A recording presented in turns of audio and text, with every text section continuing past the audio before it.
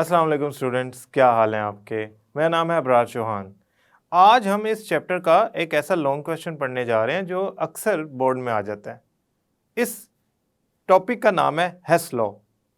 हेस law के अंदर हम ये डिस्कस करेंगे कि एंथैल्पी चेंज जो किसी भी रिएक्टेंट की प्रोडक्ट में जो कन्वर्जन होती है उस दौरान जो हीट चेंज आता है जिसे हम एंथैल्पी चेंज कहते हैं, वो पाथ पे डिपेंड नहीं करती। ऐसा क्यों है? इसकी स्टेटमेंट क्या है?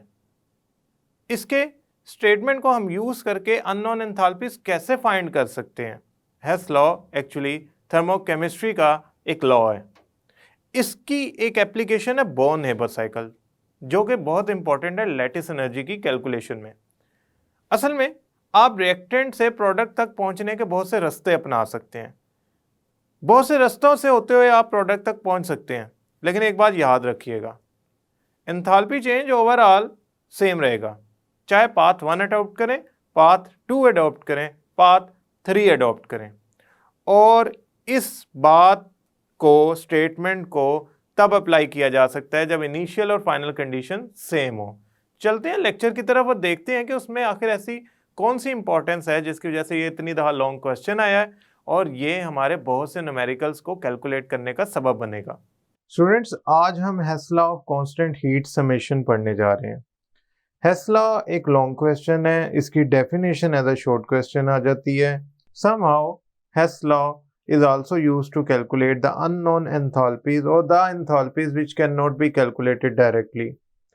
हेस लॉ को समझने के लिए हमें उसकी डेफिनेशन की तरफ जाना होगा। इसकी डेफिनेशन के 3 हिस्से हैं। सबसे पहला हिस्सा बताता है कि if a chemical change takes place by several steps, yes different routes, कुछ ऐसे केमिकल रिएक्शन होते हैं जो प्रोडक्ट तक पहुंचने के लिए मुख्तलिफ रास्ते अपना सकते हैं। मसलन हम एक एग्जांपल लेते हैं कि कार्बन ऑक्सीजन से मिलकर कार्बन डाइऑक्साइड बनाता है। अब ये वाला जो हमारे पास रास्ता आया है, कार्बन ऑक्सीजन से मिलके जिसमें कार्बन डाइऑक्साइड बना रहा है, this is path 1।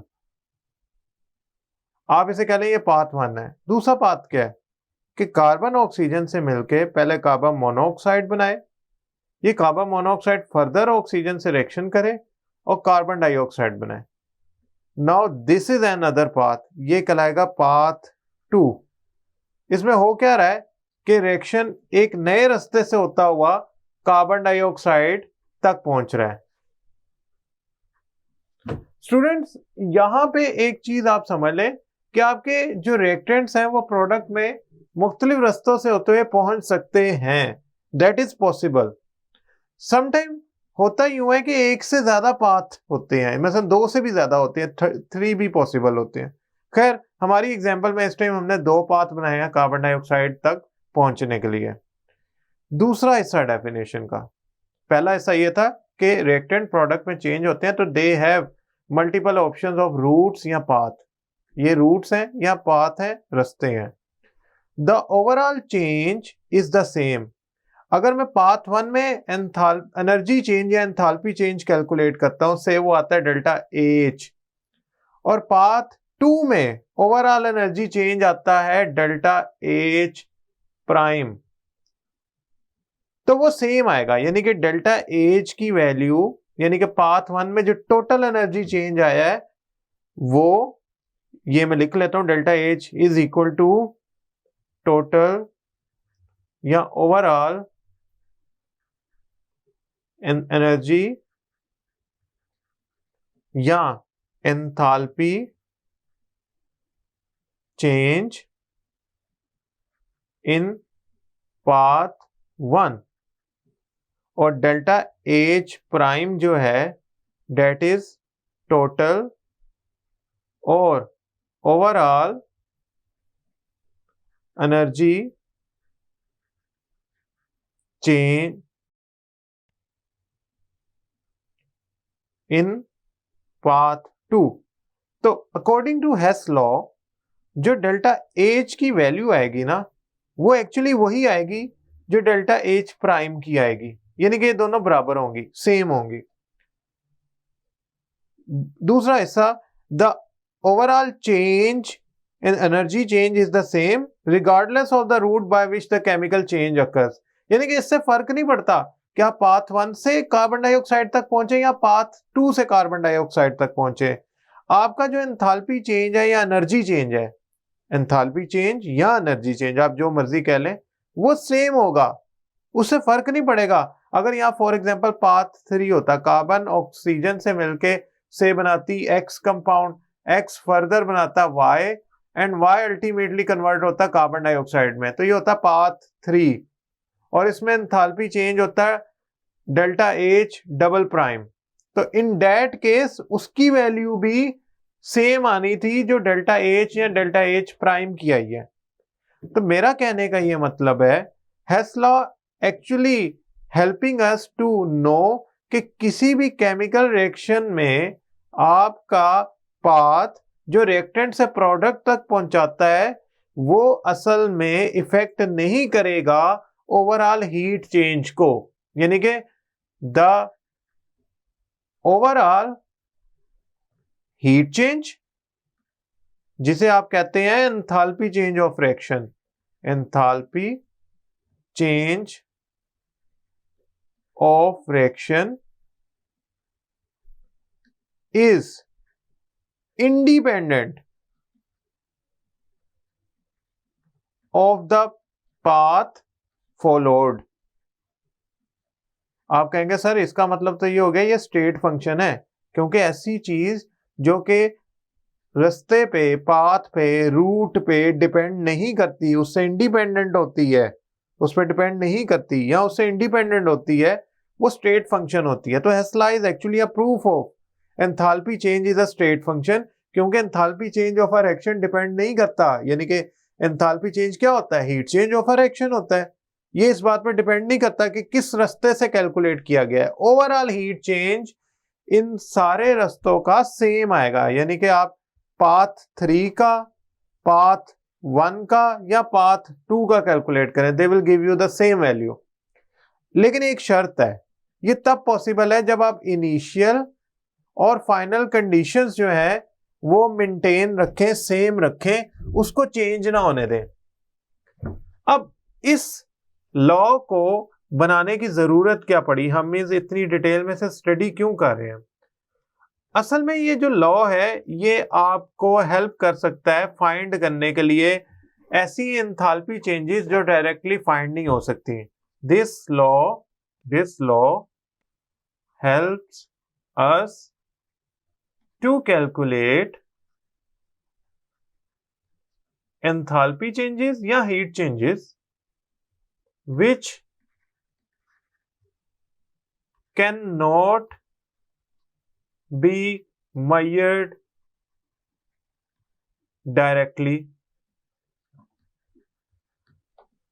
For example, हमारे पास मीथेन से बनता है फाइनल प्रोडक्ट कार्बन टेट्राक्लोराइड या टेट्राक्लोरोमीथेन, वैसे इसे हम दोनों नाम देते हैं, ये एक अच्छा सॉल्वेंट है जो ऑर्गेनिक केमिस्ट्री में यूज होता है। ये बनता है मीथेन से, कब? जब मीथेन चार क्लोरीन मॉलिक्यूल से रिएक्शन करती है और साथ बनाती है 4HCl। Now this is a balance chemical equation. और अगर मैं इसमें रिएक्टेंट्स जो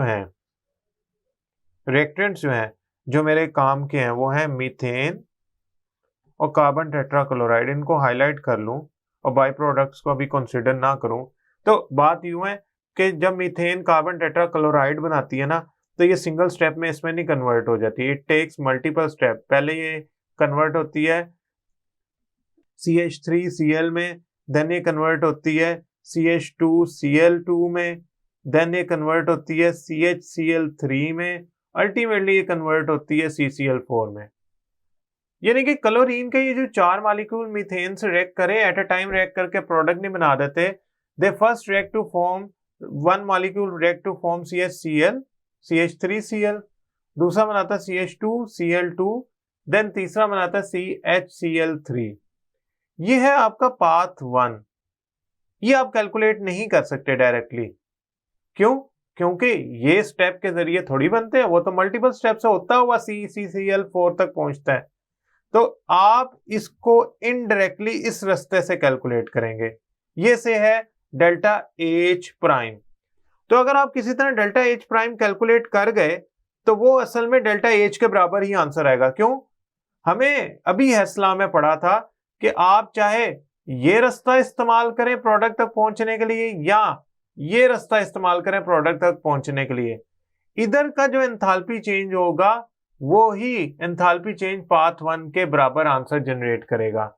यानी कि आपका रास्ता, पाथ, रूट इंडिपेंडेंट होता है, वो डिपेंड नहीं करता या वो इफेक्ट नहीं करता एंथैल्पी चेंज पे या हीट चेंज पे ऑफ अ रिएक्शन। तो अगर आप डेल्टा H प्राइम मेजर कर सकते हैं जो एक्चुअली होता है, तो आप उसकी वैल्यू डेल्टा H के बराबर लिखते हैं। अब हमारे पास इसके अलावा भी बहुत से ऐसे रिएक्शन हैं जो स्टेप्स में होते हैं। फॉर एग्जांपल हमारे पास जो एल्यूमिनियम है, ये एल्यूमिनियम ऑक्साइड में जब कन्वर्ट होती है तो इसके साथ एक मसला है। या बोरोन बोरोन ऑक्साइड में कन्वर्ट होता है या ब्रिलियम ऑक्साइड बनता है। तो ये सारी मेटल्स जब कन्वर्ट होती हैं अपने ऑक्साइड के अंदर फ्रॉम देयर एलिमेंटल स्टेट या अपने प्योर फॉर्म में सब्सटेंस की फॉर्म से अपने ऑक्साइड्स में चेंज होती हैं, कंपाउंड बनाती हैं। मसला पता है क्या है? मसला ये है कि इनकी जो रिएक्टिविटी है ना, इनकी सरफेस पे जब रिएक्शन होता है ऑक्सीजन से, तो इनकी सरफेस पे एक बारीक सी ऑक्साइड की लेयर बन जाती है। वो बारीक सी ऑक्साइड की लेयर जो है ना, that actually stop oxygen from further reaction. ये इन ऑक्सीजन को फर्दर पेनिट्रेट नहीं होने देती, एल्यूमिनियम या बोरोन तक पहुंचने नहीं देती, जिसकी वजह से ये पूरे का पूरा ऑक्साइड में कन्वर्ट नहीं हो पाता। यानी कि एल्यूमिनियम एलिमेंट तक नहीं पहुंच पाएगी ऑक्सीजन, तो फर्दर एल्यूमिनियम ऑक्साइड तो नहीं बनेगा, तो उसकी लेयर हिंडर करेगी, रोक लेगी ऑक्सीजन का रिएक्शन। तो हमें क्या करना पड़ेगा? मल्टीपल स्टेप से होते हुए पूरे के पूरे एल्यूमिनियम को एल्यूमिनियम ऑक्साइड में कन्वर्ट करना पड़ेगा, क्योंकि पहले एक लेयर बन गई, फिर उसको रिमूव करके फिर फर्दर रिएक्शन कराते हुए मुकम्मल एल्यूमिनियम का पीस आपके मल्टीपल स्टेप से होता हुआ पहुंचेगा एल्यूमिनियम ऑक्साइड तक। तो मैं तो यहाँ पे अक्सर लिखा हुआ देखता हूँ कि 1 मोल एल्यूमिनियम ऑक्साइड में जब चेंज हो तो इतनी से एंथैल्पी चेंज आता है X। ये असल में जो X एंथैल्पी चेंज मेजर किया जाता है ना, ये वही होता है जो डिफरेंट स्टेप से कैलकुलेट किया गया। क्यों? डायरेक्टली तो कैलकुलेट हो ही नहीं सकता। एक दफा लेयर बन गई तो उसने फर्दर रिएक्शन स्टॉप कर देना है। तो आप क्या करोगे? पहले एक दफा लेयर रिमूव करोगे, फिर रिएक्शन कराओगे, फिर लेयर, फिर रिएक्शन, फिर लेयर, फिर रिएक्शन, अल्टीमेटली आपकी प्रोडक्ट बन जाएगी।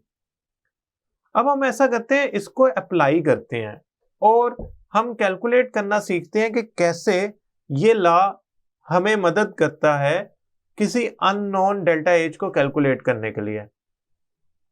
कार्बन मोनोऑक्साइड का डेल्टा H डायरेक्टली कैलकुलेट नहीं हो सकता। उसकी वजह यह है कि कार्बन मोनोऑक्साइड जब रिएक्शंस में बनती है तो उसके साथ साथ कार्बन डाइऑक्साइड भी बन जाती है, जिसकी वजह से आप heat of formation of carbon monoxide या के कार्बन मोनोऑक्साइड की जो बनाने के दौरान जो एनर्जी रिलीज होती है वो नहीं कैलकुलेट कर पाते। ऐसे सिनेरियो में क्या करें?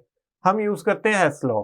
अब होता यूं है कि कार्बन मोनोऑक्साइड की एंथैल्पी कैलकुलेट करने के लिए मैं एक रास्ता अडॉप्ट करता हूं। देखें, कार्बन मोनोऑक्साइड की एंथैल्पी ऑफ फॉर्मेशन कैलकुलेट करने जा रहे हैं हम देखते हैं कैसे कैलकुलेट होती है। उसके लिए मैं थोड़ा सा स्पेस बना लेता हूं।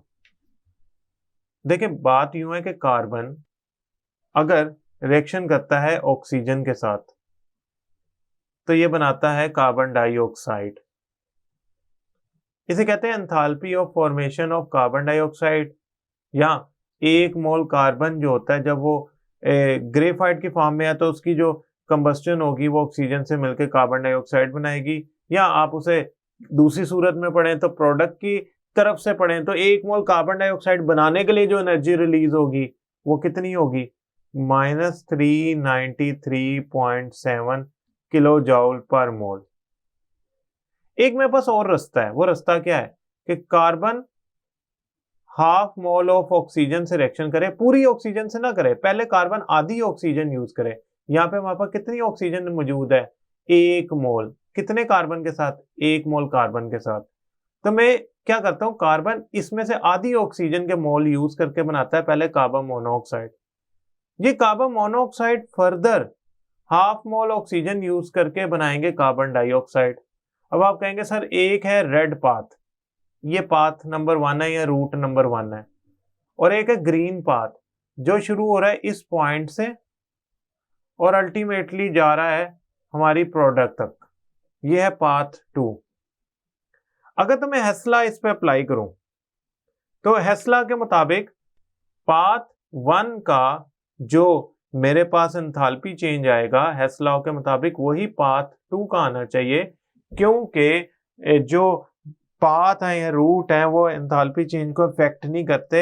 एंथैल्पी चेंज या energy change of a reaction independent होते हैं उस पाथ से जो फॉलो किया जा रहा है। इसका मतलब ये हो गया, अगर ये डेल्टा एच है पाथ 1 तो यहां पे मैं लिख देता हूं डेल्टा एच, और अगर ये डेल्टा एच 1 है और ये डेल्टा एच 2 है तो जो पाथ 2 है ना असल में वो सम है दो एंथैल्पीज का। कौन कौन सी? Delta H1 plus delta H2। अब स्टूडेंट्स अगर मुझे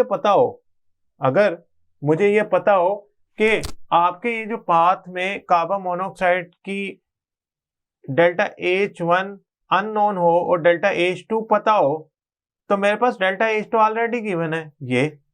अगर मेरे पास डेल्टा H2 किसी भी तरीके से निकल आए, यानी कि कार्बन मोनोऑक्साइड जब कार्बन डाइऑक्साइड में कन्वर्ट होता है डेल्टा H2 के मुताबिक, तो वो कितनी एनर्जी प्रोड्यूस करता है? वो करता है -283 किलो जूल पर मोल। तो मेरे पास डेल्टा H1 एक ऐसी वैल्यू है जो अननोन है, जो मैं फाइंड नहीं कर पा रहा। क्यों? जैसे ही अगर कार्बन मोनोऑक्साइड 1 मोल में कहीं से एक्सट्रैक्ट कर भी लूं तो उसे मैं ऑक्सीजन से रिएक्ट करा के डेल्टा H2 तो बना सकता हूं, लेकिन वो जो कार्बन मोनोऑक्साइड 1 मोल इस रिएक्शन में बनती है, फॉर्म होती है, उसको मैं डायरेक्टली कैलकुलेट नहीं कर पा रहा। यानी कि डेल्टा H1 में इस पूरे रिएक्शन का कैलकुलेट नहीं कर पा रहा, इस पूरे साइकिल का, इस पूरे रिएक्शन के पाथ में डेल्टा H1 कैलकुलेट नहीं कर पा रहा। तो मैं ऐसा करता हूँ, हेस्ला अप्लाई करता हूँ। पाथ 1 का एंथैल्पी चेंज पाथ 2 के इक्वल है, डेल्टा H इक्वल है delta H1 plus delta H2 के। तो मैंने डेल्टा H1 फाइंड करना है, तो वो किसके इक्वल होगा? Delta H minus delta H2 के, और ये इक्वल होगा डेल्टा H1 के। अब स्टूडेंट्स ये वैल्यू लगा देते हैं जो हमारे पास गिवन है। हमारे पास जो वैल्यू गिवन है डेल्टा H की वो थी -393.7, और डेल्टा H2 की जो हमारे पास वैल्यू गिवन थी वो थी -283। तो डेल्टा H1 की हमारे पास वैल्यू आ गई -110 किलो जूल पर मोल। तो इसका मतलब अगर मेरी कार्बन मोनोऑक्साइड बने, कब? जब carbon half mole of oxygen से रिएक्ट करे तो -110 किलो जूल एनर्जी रिलीज होगी। ये मैं डायरेक्टली नहीं मेजर कर पा रहा था। क्यों? मेरी जब भी कार्बन मोनोऑक्साइड बनने की कोशिश करती थी उसके साथ कार्बन डाइऑक्साइड बन जाती थी, तो उससे एंथैल्पी चेंज आ नहीं पाता था, क्योंकि मैं तो फॉर्मेशन ऑफ मोनोऑक्साइड को ओनली कंसीडर कर रहा हूँ। इन दैट सिनेरियो में क्या किया? हेस्ला अप्लाई किया, डिफरेंट रूट्स लिए, डिफरेंट रूट्स पे हेस्ला अप्लाई किया और अननोन वैल्यू डेल्टा H1 निकाल ली। यहां से एक बात तो मुझे क्लियर होगी कि मैं अननोन वैल्यू जो नहीं फाइंड हो पा रही ड्यू टू सर्टेन रीजन वो निकाल सकता हूं। स्टूडेंट्स अगर मैं इसको बहुत सिंप्लीफाई कर लूं, यानी कि मैं यूं कहूं कि A जो है वो D बना सकता है। अब D तक पहुंचने के लिए A का एक रास्ता है पाथ 1 ये, और एक रास्ता है A पहले कन्वर्ट हो B में, B कन्वर्ट हो C में, और C कन्वर्ट हो D में। यानी कि दूसरे रास्ते में क्या होता है? पहले ये एंथैल्पी चेंज आया डेल्टा H1, फिर एंथैल्पी चेंज आया डेल्टा H2, फिर एंथैल्पी चेंज आया डेल्टा H3, और ये जो P1 का एंथैल्पी चेंज है वो डेल्टा H है। तो हेस्ला के मुताबिक जो ये रास्ता है A से D तक का, उसमें एंथैल्पी चेंज इक्वल होगा अगर मैं पाथ 2 से होता हुआ D तक पहुंचूं। यानी कि enthalpy change of path 1 should equal to enthalpy change of path 2। अब पाथ 2 के अंदर तो मल्टीपल स्टेप है, तो उनके एंथैल्पी चेंजेस को मैं ऐड अप कर लेता हूं ताकि overall enthalpy change of path 2 आ जाए। तो ये दोनों आपस में इक्वल होंगे। स्टूडेंट्स, अगर मैं A से D तक जाऊं, यानी कि मैं A से D तक गया, फिर D से वापस A तक गया, यानी कि A से मैं इस पाथ से गया A से D तक, और वापस मैं गया इस पाथ के जरिए वापस A तक, तो ये एक पूरा साइकिल बन गया। अगर मैं A से D बनाता हूं और D से वापस A बनाता हूं, तो एंथैल्पी चेंज ओवरऑल 0 आएगा। यानी कि अगर मैं सम अप कर लूं एक साइकिल का एंथैल्पी चेंज, यानी कि मैं शुरू A से D पे जाऊं, फिर D को किसी और रास्ते से पहुंचाता हुआ A पे ले आऊं, A से D पे गया, D से वापस A पे आ गया, तो आप कहेंगे सर ये तो आपने एक साइकिल कंप्लीट कर लिया। और साइकिल में जो एंथैल्पी चेंज होता है वो 0 होता है। क्यों? जितना A से D में जाने में एनर्जी लगेगी, उतनी ही D से A में जाने में एनर्जी रिलीज हो जाएगी।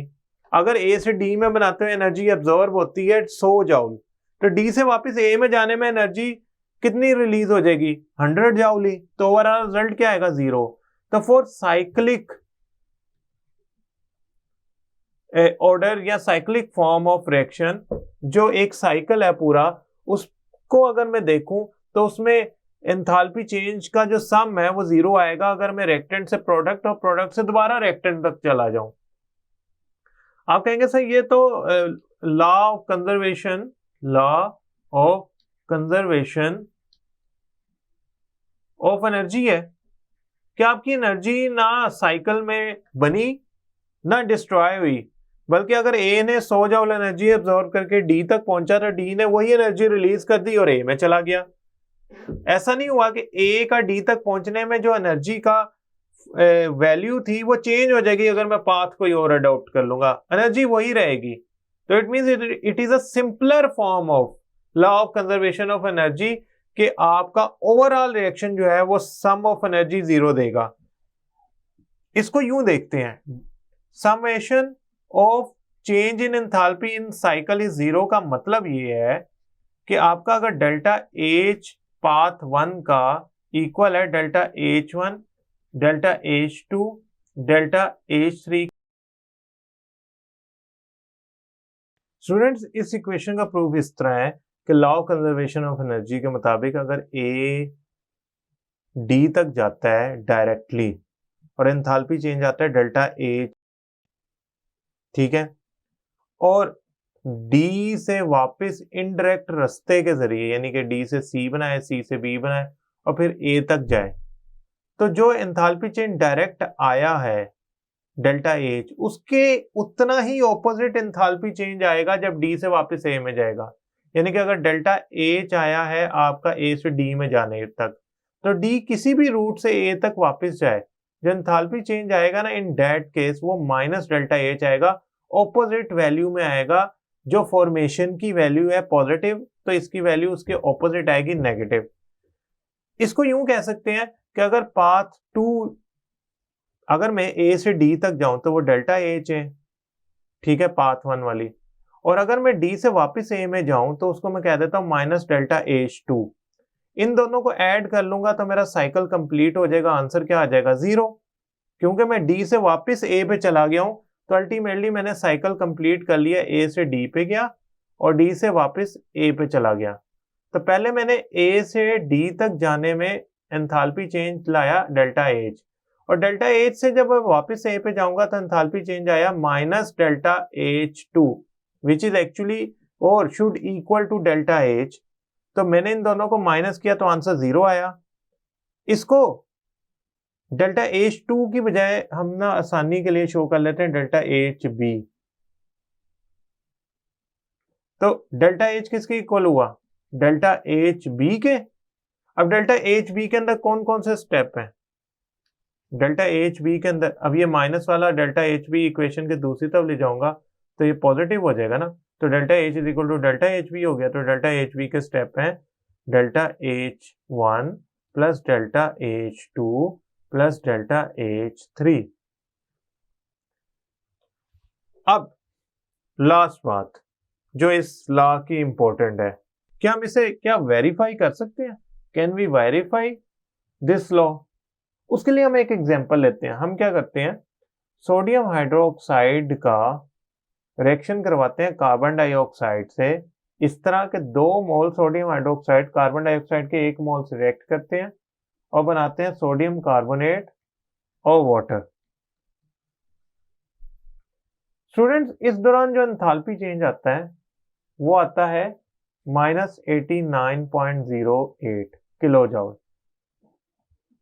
हम एक और रास्ता इस्तेमाल करते हैं सोडियम कार्बोनेट तक पहुंचने का। एक रास्ता ये है कि हम इसे डायरेक्ट बना लें। ये है पाथ 1। पाथ 2 क्या है हमारे पास? पाथ 2 ये है कि पहले हम सोडियम हाइड्रोक्साइड का 1 मोल कार्बन डाइऑक्साइड से रिएक्ट कराएं और बने सोडियम बाइकार्बोनेट। और ये सोडियम बाइकार्बोनेट फिर दोबारा सोडियम हाइड्रोक्साइड के दूसरे 1 मोल से रिएक्ट करे, यानी कि NaHCO3 दोबारा सोडियम हाइड्रोक्साइड से रिएक्ट करे और बनाए कार्बन डाइऑक्साइड और सोडियम कार्बोनेट। हुआ क्या है, 2 में से पहले 1 मोल सोडियम हाइड्रोक्साइड कार्बन डाइऑक्साइड से रिएक्ट करके सोडियम बाइकार्बोनेट बना रहा है। ये सोडियम बाइकार्बोनेट जो 1 मोल पहले यूज हो गया, 1 बच गया, उससे रिएक्ट करके सोडियम कार्बोनेट बना रहा है।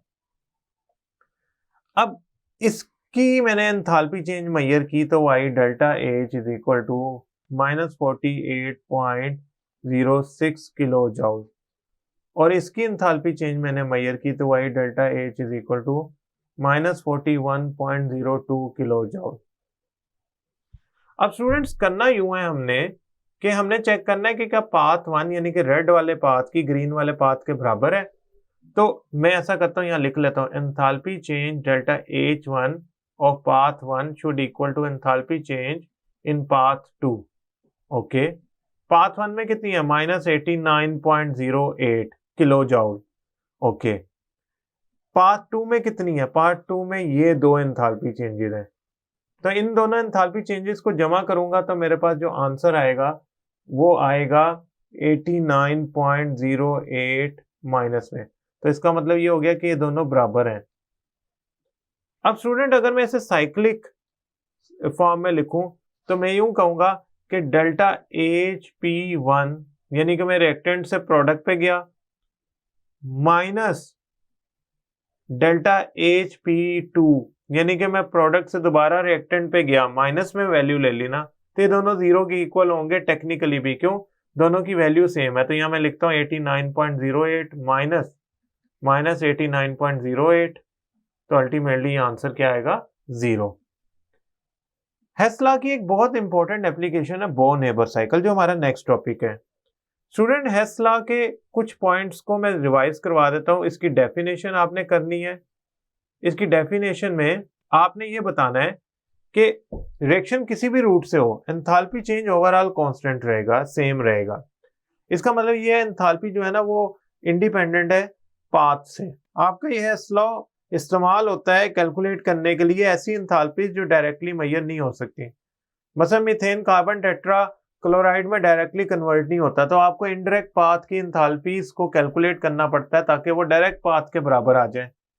एल्यूमिनियम, बोरॉन और बेरिलियम के साथ भी यही है, उनपे ऑक्साइड की लेयर बन जाती है जो फर्दर उनका रिएक्शन नहीं होने देती। लिहाजा मल्टीपल टाइम्स रिएक्शन करा के पूरा एल्यूमिनियम, बोरॉन, बेरिलियम रिएक्ट करवाना पड़ता है। हम इससे अननोन एंथैल्पीज भी फाइंड कर सकते हैं जो आसानी से मेजर नहीं हो रही, या अगर हम मेजर करना चाहें तो उसका आंसर सही नहीं आता क्योंकि उनके साथ कोई और प्रोडक्ट भी बन रही होती है। मसलन कार्बन मोनोऑक्साइड की डायरेक्टली इसलिए मेजर नहीं हो सकती क्योंकि उसके साथ carbon dioxide as a product भी बन रही होती है। तो मैंने हेस लॉ लगा के पाथ 1 में जो एंथैल्पी चेंजेस है पाथ 2 के इक्वल रखी और इसमें एंथैल्पी ऑफ फॉर्मेशन यानी कि डेल्टा H1 कैलकुलेट कर लिया। उसके बाद हमने ये डिस्कस किया कि अगर मैं A से D और D से वापस A पे जाऊं तो ओवरऑल जो एंथैल्पी चेंज है एक साइकिल का, पूरे क्लोज साइकिल का, यानी कि A से D रिएक्टेंट से प्रोडक्ट और प्रोडक्ट से रिएक्टेंट तक का, ये वैल्यू 0 जनरेट करेगा क्योंकि जितनी एनर्जी रिएक्टेंट से प्रोडक्ट बनाने में लगती है उतनी ही एनर्जी रिलीज हो जाएगी अगर प्रोडक्ट रिएक्टेंट में कन्वर्ट हो जाए। यानी कि अगर प्लस 100 जूल है तो वापसी पे -100 जूल होगा। ये law of conservation of energy को एक्सप्लेन करता है कि एनर्जी ना बनी ना डिस्ट्रॉय, बल्कि जब रिएक्टेंट प्रोडक्ट में कन्वर्ट हुए तो जितनी एनर्जी उन्होंने एब्जॉर्ब की उतनी ही रिलीज कर दी। इसके जरिए हमने प्रूव किया कि अगर हम साइक्लिक ऑर्डर में लेते हैं तो एक पाथ स्ट्रेट लें, एक पाथ रिवर्स में लें, तो रिवर्स पाथ की वैल्यू नेगेटिव में आएगी, वो दूसरी तरफ जाके पॉजिटिव होगी। तो वहां से हमारा हैसला भी निकल सकता है कि दोनों पाथ की जो एनर्जीज है वो बराबर होंगी। सिंप्लीफाइड फॉर्म है law of conservation of energy की। उसके बाद हमने वेरीफाई किया using sodium bicarbonate example. Okay students, अब हम कुछ ऐसे एमसीक्यूज करने जा रहे हैं जो हमारे टॉपिक से रिलेटेड है। पहला, according to Hess law enthalpy change of a chemical reaction is, क्या एंथैल्पी चेंज किसी केमिकल रिएक्शन में जो रूट है या पाथ है उस पर डिपेंड करती है? फॉर एग्जांपल, अगर मैं ए को कन्वर्ट करना चाहूँ डी में, तो I have many options to convert A into D. I can convert it into C then D, I can convert it into B then D. So मेरे पास मल्टीपल रूट्स आ गए। ए को डी में convert करने का एक रूट है ये वाला, इसको आप कह लें रूट नंबर 1। एक है डायरेक्ट रूट, इसे कह लें रूट नंबर 2। एक है तीसरा रूट। अब एंथैल्पी चेंज जो रूट नंबर 1 में आएगा ओवरऑल, वही एंथैल्पी चेंज रूट नंबर 2 में आएगा, वही एंथैल्पी चेंज रूट नंबर 3 में आएगा। सो आपने ये बात जरूर अपने जहन में रखनी है, इसको नहीं छोड़ना आपने। इसको जहन से निकाल दें कि आपकी एंथैल्पी चेंज डिफरेंट आएगी अगर आप रूट चेंज कर लेंगे। तो हेसला के मुताबिक रूट चेंज करने से अगर इनिशियल फाइनल प्रोडक्ट वही है तो एंथैल्पी चेंज सेम आना चाहिए। सो हमारा यहाँ जो आंसर आएगा इसका, वो आएगा independent of the route followed. ये हमने अपना जहन बना लेना है कि इसका ये आंसर है। Second, enthalpy of which compound, देखिए मैंने अंडरलाइन किया हुआ, can not be measured directly. देखें ये बड़ी इंपॉर्टेंट बात है, मैंने ये नहीं कहा कि कैन बी मेजर्ड डायरेक्टली, मैंने कहा can not be measured directly. आपने हेसला में पढ़ा था कि हम हेसला यूज करते हैं ऐसे कंपाउंड्स के एंथैल्पी को मेजर करने के लिए जिनको डायरेक्टली नहीं मेजर किया जाता, और उसमें मैंने कार्बन मोनोऑक्साइड की आपको एग्जांपल पढ़ाई थी। तो कार्बन मोनोऑक्साइड जो है ये एक्चुअली ऑक्सीडाइज हो जाती है CO2 में, तो इसकी एंथैल्पी चेंज आसानी से मेजर नहीं की जा सकती। So we need some law like Hess law to calculate the enthalpy change of carbon monoxide. Third MCQ, which of the following is the smallest unit of heat energy, इनमें से smallest unit कौन सा है? अच्छा, अब ये बड़ा interesting है, ये आपका MCQ यूजुअली कैलकुलेशन में भी आ सकता है कि कौन सा यूनिट कितने यूनिट्स के इक्वल होगा in terms of interconversion. So ये MCQ बहुत इंपॉर्टेंट है, इसको जरा समझें। 1 कैलोरी किसके इक्वल है? 4.18 जॉल के। अब जब हम डिस्कवर कर रहे थे या फाइंड कर रहे थे R की वैल्यू को, तो वहां हमने डिटेक्ट किया था कि जो R की वैल्यू है ना वो एक्चुअली कैलोरीज जॉल दोनों में कैलकुलेट हो सकती है, बट समहाउ उसके जो लास्ट स्टेप्स थे उसमें हमने R की वैल्यू कैलोरीज और जॉल दोनों में, यानी कि ऐसा यूनिट जॉल में कन्वर्ट करने के बाद कैलोरी में की थी, वह हमने ये वैल्यू पढ़ी थी। और उसी चैप्टर में हमने ये भी पढ़ा था 10⁻⁻7 जॉल जो है ना वो 1 अर्क के इक्वल है, और ये इस चैप्टर में भी हम किसी ना किसी जगह डिस्कस कर रहे होंगे मे बी। अब BTU क्या है? British thermal unit. 1 BTU जो होता है वो तकरीबन अप्रोक्सीमेट वैल्यू लिख रहा हूँ 1055 जॉल्स के इक्वल होता है। कुछ में डेसिमल के आगे भी वैल्यू लिखी होती है, लिहाजा मैं सिर्फ ये बता रहा हूँ तकरीबन 1000 प्लस जॉल के इक्वल होता है 1 BTU। अगर आप गौर करें ना तो कैलोरी जॉल से बड़ा है, BTU कैलोरी से भी बड़ा है, जॉल से भी बड़ा है। तो अब यहां से अगर आप गौर करें तो अर्ग एक बहुत ही छोटा यूनिट है, यानी कि 10⁻⁻7 जॉल होंगे तो 1 अर्ग बनेगा। तो इसका जो आंसर होगा ना वो C होगा, C। ये सबसे छोटा यूनिट है एनर्जी का। ये BTUs आजकल एसीज में यूज होते हैं कि 1 BTU का है, 1 टन का है, 2 टन का है, वो उधर कन्वर्जन होती है BTUs में टन की, then we use these value. Somehow ये एक बहुत बड़ा यूनिट है एनर्जी का। Born Haber cycle is the application of Hess law, ये तो हमने शुरू में पढ़ लिया था। जब बोर्न-हेबर साइकिल पढ़ेंगे उसके शुरू में हमने ये पढ़ेंगे कि ये बोर्न-हेबर साइकिल जो है ये हेस लॉ का बेसिक आप यूं समझ लें एप्लीकेशन है, जिसमें हम फाइंड क्या करते हैं। बोर्न-हेबर साइकिल में यूजुअली हम लैटिस एनर्जी को फाइंड करते हैं आयनिक कंपाउंड्स की, और लैटिस एनर्जी से क्या डिटेक्ट कर सकते हैं? Solubility, strength of ionic compound और बहुत सी वॉलेटिलिटी और बहुत सी प्रॉपर्टीज। स्टूडेंट ये जो यूनिट्स है ना, this is something for sure कि ये आपके एमसीक्यूज में आते हैं, एंट्री टेस्ट में आते हैं, एमडी कैट वगैरह में आते हैं, तो आपने इनको जरूर याद करना है। ये बहुत जरूरी है याद रखना। और अगर मैं आपको बहुत एक्यूरेट वैल्यू लिख दूं ना जाउल्स के अंदर, तो वो 105.06 जाउल आ जाएगी। सो ये यूनिट्स याद रखिएगा, ये आपके बहुत काम आएंगे। स्टूडेंट्स, हेस लॉ ने हमें एक बात समझाई कि अगर एक रूट की, यानी कि ए से अगर आपने डी तक जाना है, इसकी एंथैल्पी चेंज अगर आप कैलकुलेट करना चाहते हैं, आपके पास ये वैल्यू कैलकुलेट नहीं हो पा रही, तो आप ए से डी तक पहुंचने का कोई अल्टरनेट रूट लें, उस रूट की एंथैल्पी चेंज जो ओवरऑल एंथैल्पी चेंज है वो कैलकुलेट करें, और वो enthalpy change overall actually route 1 के इक्वल आ जाएगी। सो हेस लॉ एक ऐसा इंपॉर्टेंट आपके पास कुलिया है, फॉर्मूला है एक्चुअली, जो आपको हेल्प कर रहा है अननोन एंथैल्पीज को कैलकुलेट करने के लिए during of a chemical reaction. I hope आपको हेस लॉ समझ आया होगा और इसकी डिटेल भी समझ आई होंगी। मैंने कोशिश की है कि इसमें हर वो पॉइंट इंक्लूड कर लूं जिससे हेस लॉ की स्टेटमेंट बेहतर से बेहतर वेरीफाई हो सके। अगर ये लॉ आपके पास आ जाता है तो इसकी स्टेटमेंट, इसकी प्रूफ, इसकी डिस्क्रिप्शन और इसके अंदर कार्बन मोनोऑक्साइड की जो अननोन हमने वैल्यू फाइंड की वो, और law of conservation of energy का अनदर वे कैसे है, ये एक अनदर नेम कैसे है, वो भी हम इसमें डिस्कस कर चुके हैं। मुझे उम्मीद है ये लेक्चर आपको समझ आया होगा। नेक्स्ट लेक्चर तक के लिए अल्लाह हाफिज।